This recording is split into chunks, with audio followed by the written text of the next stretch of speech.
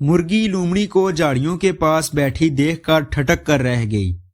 वो मुहतात कदमों से ये देखने के लिए आगे बढ़ी कि लूमड़ी यहाँ क्या कर रही है।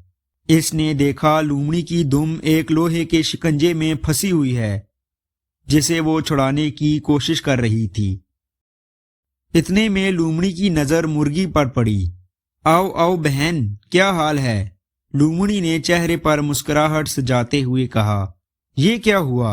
मुर्गी ने लूमड़ी के शिकंजे में फंसी हुई दुम की तरफ इशारा करते हुए पूछा। लूमड़ी ने कहा, बहन, इस नामुराद शिकंजे के साथ गोश्त का टुकड़ा लगा हुआ था। मैंने इसे खाना चाहा तो एक जोर की आवाज आई और मेरी दुम इसमें फंस गई। मुर्गी ने कहा, लेकिन तुम तो बहुत चालाक और ज़हीन हो, तुम इसमें कैसे फंस गई? मुर्गी सोच रही थी कि कहीं लूमड़ी कोई चाल ना चल रही हो। लूमड़ी बोली, बहन, लालच बुरी बला है।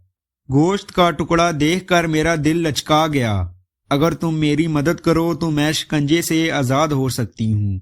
मुर्गी ने कहा, अभी 2 दिन पहले तुमने मेरे नन्हे मुन्ने बच्चे को फाड़ खाया था, फिर भी मुझसे मदद की तवक्का रखती हो। लूमड़ी ने कहा, बहन, मुझसे गलती हो गई, मैं तुमसे माफी मांगना चाहती हूँ। देखो, मेरा तुम पर एक एहसान भी तो है। कैसा एहसान? मुर्गी ने हैरत से कहा। देखो, मेरी वजह से तुम और तुम्हारे बच्चे महफूज हैं। मैं तुम्हारी हमसाई ना होती तो लोग तुम्हें और तुम्हारे बच्चों को पकड़ कर ले गए होते। लूमड़ी की बात सुनकर मुर्गी सोच में पड़ गई कि लूमड़ी की मदद करे ना करे।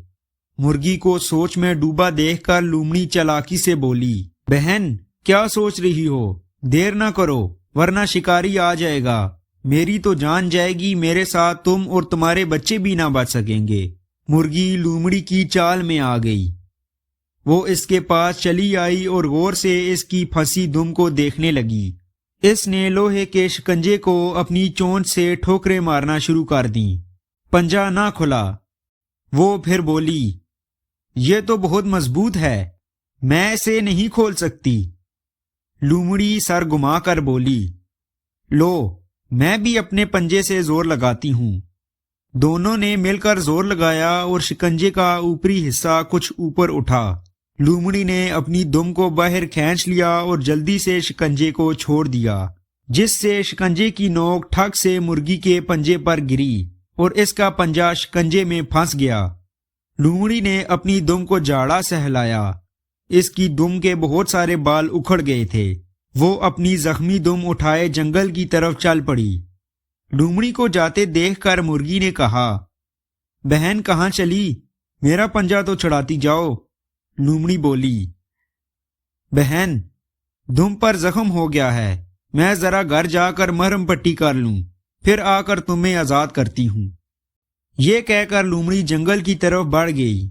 इसका रुख मुर्गी के घर की तरफ था, जहां मुर्गी के बच्चे अकेले थे। वो ख्याल में ही इनके मजेदार गोश्त के चटखारे लेती तालाब के किनारे पहुंची और फिर जैसे ही इसने मुर्गी के घर में दाखिल होना चाहा, एक काली बिलास ही इस पर झपटी। इससे पहले कि वो कुछ समझती, इसे जोर का एक धक्का लगा।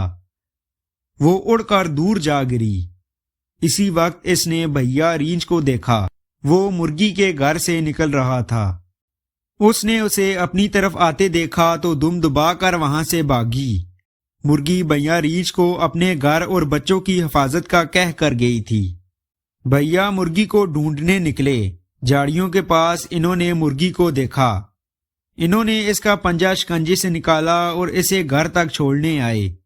लूमड़ी रींछ के डर से ये जंगल ही छोड़ गई और किसी दूसरी जगह जा बसी। खुदगर्जी की उसको एक जबरदस्त सजा मिली।